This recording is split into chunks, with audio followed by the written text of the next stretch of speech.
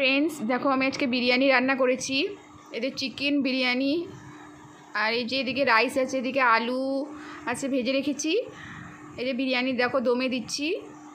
এই যে বিরিয়ানি প্রথমে মাংসগুলো দিয়ে দিচ্ছি চিকেন, এরপর আমি রাইসটা দেবো, এর উপর দিয়ে রাইসটা দেবো।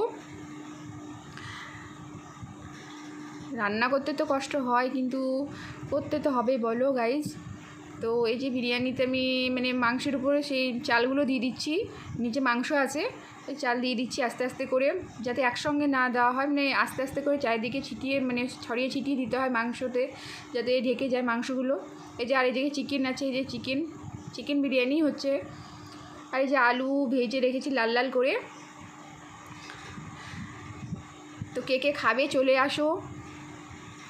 আর এই যে এদিকে কেশরের রঙটা দিয়ে দিচ্ছি, যাতে একটু কালারফুল হয় দেখতে বিরিয়ানিটা, তার জন্য কেশরের রঙটা দিয়ে দিচ্ছি।